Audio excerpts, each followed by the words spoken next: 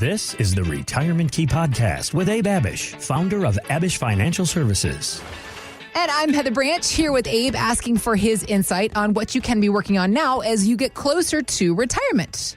First and foremost, let's make sure you got your money in place, because that is what's going to help you live out everything that you hope to do and dream about in your retirement years. The retirementkey.com is where you can start the conversation with Abe and his team at Abish Financial Services. We also have links posted in the show notes, or again, it's theretirementkey.com. All right, we're coming up on the season of Halloween and haunting and spooky things. Do you have any fears? Is there anything you're like afraid of? Or do you just, snakes. Do snakes freak you out? Snakes. Yeah. Not a snake fan. Like if you were like if one were to be near you, like at the zoo, somebody were to come. I have a friend that she literally will turn ghost white and pass out if you get too close to her with a snake. Are you that far? I mean, it probably depends on the snake. If it's a gardener snake or just something that's not, not, you already know it's not going to harm you. Uh-huh. But if it was if I came across, I was out there hiking on the trail and I came across, some type of poisonous, something that was rattling at you. Oh my gosh. Yeah. Yeah. We're running the other way very quickly. Right. Uh-huh. I think never come across a bear. And I would never want to. Nor would you want to? Like a grizzly bear, black bear, they're here in the area, here and there. But and they're not too bad. But a grizzly bear? Okay. Oh, no. Not for you. No. Okay. Never want to be anywhere near. Okay. Coming across one of those guys. I get it. That makes sense. Those are two things that I think that not uncommon. Yeah. To have fears of wildlife. You never know what an animal may or may not do or think or feel in a moment. And so keeping yourself at a safe distance is always a good thing. Yes. I want to enjoy my retirement. Right? With all of your person intact, please. And thank you, Mr. Bear and Poisonous Snake. All right. Well, what I wanted to ask you about is this idea of fears and things that we worry about and are scared of from a very real standpoint for so many Americans. This thing about what we fear even more than death is the very thing that you have committed your life's work to, Abe Abish. Yeah. A recent poll found 61% of working Americans are more afraid of retiring than they are of dying, which, first of all, makes me so sad to think that everybody, it's a time of life that we work so hard to get to. We should be able to enjoy it. I know. Shouldn't be this way. Petrified of it. And when, again, comes to the work that you do, trying to help people have more confidence in this, as you call it, this next phase of their financial life. What do you see as the issue here? And do you find that there are more factors than just money that need to be considered? Well, it's a brand new phase of life for people, Heather, right? And people don't know anything about this phase yet, except through maybe other friends and family members. They haven't tested out this phase, what we call phase 2, retirement. Yeah. All they've ever known is working and getting this solid, consistent paycheck and having money come in every 2 weeks, no matter what the markets are doing. That paycheck's still coming in, funding retirement, contributing to 401ks. And it's all we've ever known for the last 40 years. So to think about, all right, I'm going to pull the trigger here. The paycheck's going to stop. I've got to turn on my pension if I have one, start collecting Social Security. I haven't done that yet. And start taking money out of my life savings. When I just hit that $2 million mark, or $1 million or $3 million, $5 million, I just hit the mark I've been working towards for 40 years. Yeah. Now, Abe and the team, you're telling me my paycheck's going to stop. Well, that's your decision to make, right? But then I got to start taking money out when all I've ever known is putting money in. Right. This is the opposite of what people have known their entire lives. So naturally, it's going to be daunting and scary and concerning, and lead people to be anxious and worried about what are all the what ifs. Yeah. Because they've never experienced this before. So how do you take all of that uncertainty out of the equation? You put together a plan. right? Just like you get in your car, put in GPS when you're going to a new location. Oftentimes I'll put in GPS when I'm going to the same darn location I drive to all the time. That's right. I just want to make sure that there's not any traffic obstructions. Why would I not prevent it? My in-laws or whatever it is. You know, I go to their house all the time. I'll probably still put it in because I might be on a phone call or listen to music, and I want to know if traffic is coming up, if I should take a different route, like you just said, Heather. Yeah. And just kind of have it in the background. Well, we need the same type of roadmap heading into retirement. We really need a plan, an action plan to help us make all these new decisions that we never had to make before. when to take Social Security, when to turn on a pension, which accounts to tap for income, and what percentages, and taxes and healthcare, and on and on and on. Mm-hmm.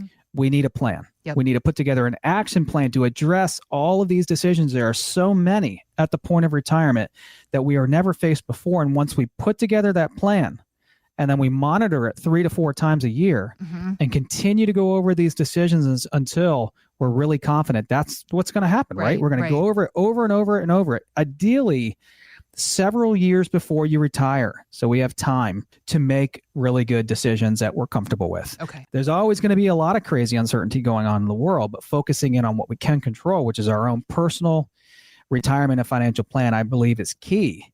And we see it all the time. When you do that, you can retire with dignity and confidence. Yeah. You can be sure of all these decisions you have to make that you've never made before. It's by going over it and thinking through all the pros and cons of all the decisions. But until you get to that point, Heather, until you have a plan, until you're going over it several times a year with a fiduciary phase 2 retirement planner, you're probably not going to have all the confidence you need and deserve. So we just had a couple come in from Reston. And the husband's already been retired. The wife's retiring here in the next month or two. About $3.5 million saved.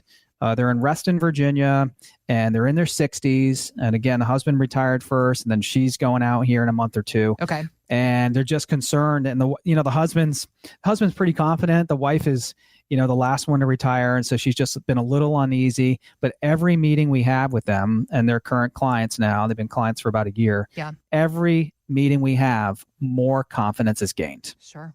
Because we're talking about it, and we're more sure, and they're more clear, more clarity on all the decisions on how the plan's going to work. Yep.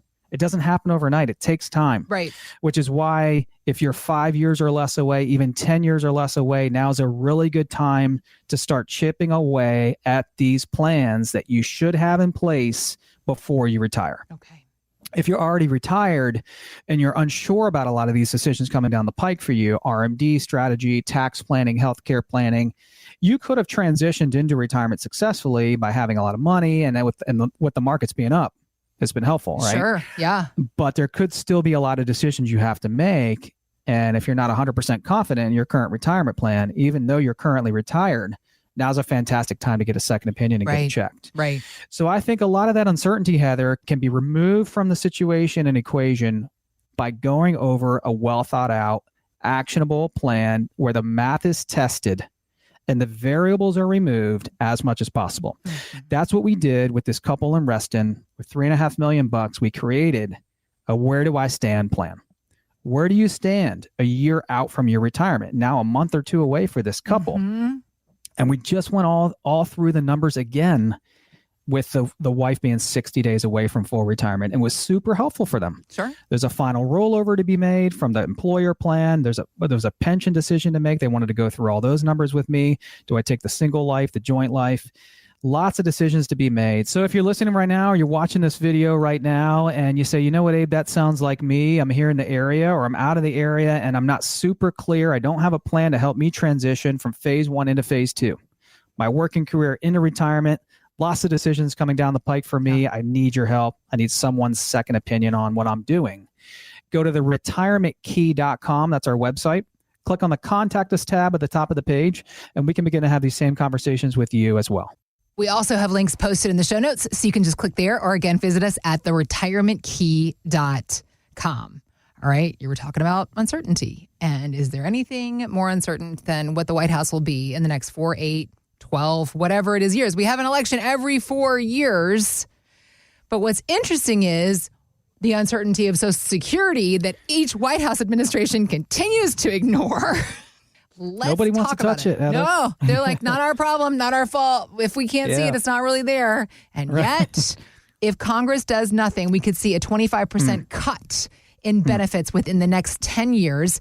And again, neither side appears to have any kind of plan. David Dooley, he has been on the program here with us before, co-founder of the Social Security Risk Score. The man is just so invested in education on Social Security. And he says this ignoring by Washington is not doing the rest of us any good. They don't want their retirement income plan subject to political football. And so if we can see the train coming down the track right now, and we hear the whistle because the train's around the bend, we don't quite see it, we hear it, but we know it's coming. We know something with Social Security is going to have to change. How do we make decisions today to put our retirement income plan in a place that no matter what happens in D.C., no matter who's there, that we have the peace of mind that we made decisions today to insulate ourselves so we're not worried about someone who's saying, vote for me because I won't take your benefit, or that person's going to take their benefits. It's something that we do worry about, but thinking about the conversation about hedging ourselves financially in so many phases for our retirement plan, in this case, Social Security, what do you recommend now to hedge against things like a possible cut in Social Security? Heather, I would say to anyone listening right now, building in as much protection around your life savings as possible so that if Social Security does get cut, if those benefits do get cut and reduced in the future, which is possible, I think we'd see a lot of things happen before a reduction in payout and benefits. Okay. A lot of things like raising taxes, maybe eliminating the cost of living adjustment, bumping full retirement age back, and probably people that are 55 to 57 or younger would probably see the biggest, reduction in benefits is what we're hearing. Nonetheless, I think people right now could be protecting their life savings as much as possible to create income that's reliable and stable and dependable that could sit on top of their Social Security checks, right? Almost like creating pension-like income, right? Mm-hmm. So if you're listening right now and you don't have a pension, but you got a couple $1,000,000 saved, you got a good amount of money saved, and Social Security, you're concerned about Social Security getting reduced. Well, what you could do is create a plan like this couple I'm going to tell you about right now. Okay. This couple came in with a little under $2 million from Falls Church area. Okay. The wife's already retired. The husband's retiring in a year. Little under $2 million saved. And actually, I believe they did have one or two pensions, two Social Security checks, but about a $60,000 to $70,000 annual income gap shortfall. Okay. Just 12 months from today when they want to retire. Got it. About $2 million saved. So what we showed them is based on their risk comfort and risk tolerance and their goals that they want to achieve in the future, they're about a 5 on our risk scale of 1 to 10. Middle of the road, middle Americans, pretty conservative, not too aggressive with their life savings. That's who a lot of our clients are. Sure. We show them how with 50% of their life savings today that they could fill up that income gap and shortfall with more stable, with income that is stable, dependable, and predictable to sit on top of their two pensions and Social Security and cover nearly 100% of all their income heading into retirement without touching anything from the stock market side of their portfolio. So here we have another $1 million left, which isn't needed to generate income. Okay. That is huge. Yeah. I mean, if you can head into retirement, have half of your life savings generate the income that you need to live on, coupled with any pensions or Social Security, and you're telling me if I don't need to touch the other half of my money for income and retirement, that's a darn good place to be in. Got it. That's the recommendation we made for this couple in Falls Church with $2 million. And they came on board because it made total sense. Right. So here they have almost all their income needs met from non-stock market income. Right. A wonderful place to be in. And what I was just saying there is people need to protect their life savings more than ever with markets being at all-time highs. A lot of things coming down the pike. Interest rate cuts, hopefully a soft landing and not a recession. Who knows what's going to happen with the election? Hope for the best, plan for the worst. Yeah. Yes. Gotta do it. Yes. So if you sound like this couple in Falls Church and you're saying, Abe, I feel just like this couple. I need more guaranteed or more stable, dependable, predictable income in my retirement that can sit on top of any pensions or Social Security. I need a roadmap. I need something to follow. Sure. Go to our website, theretirementkey.com. Click on the Contact Us tab at the top of the page, and we can begin to have these same conversations about your retirement income as well. We also have links posted in the show notes. If it's more convenient, you can just click there, or again, find us anytime, theretirementkey.com. Thanks for listening to the Retirement Key Podcast with Abe Abish. To learn more about Abish Financial Services, visit retirementkeyradio.com. And join Abe for his radio show, The Retirement Key, Saturdays at 8 a.m. and 2 p.m. and Sundays at 8 a.m., 2 p.m., and 5 p.m. Investment advisory services offered through Abish Financial Wealth Management, LLC, number 310633, a registered investment advisor firm. Financial professionals are not licensed in all 50 states. To find out if Abraham Abish is licensed in your state, please call 571-577-9968. Abish Financial Services is not affiliated with nor endorsed by the Social Security Administration or any other government agency and does not provide legal or tax advice. Annuity guarantees rely solely on the financial strength and claims paying ability of the issuing insurance company. By contacting us, you may be provided with information about insurance and annuity products offered through Abish Financial Services, Inc., Virginia Insurance License number 127820.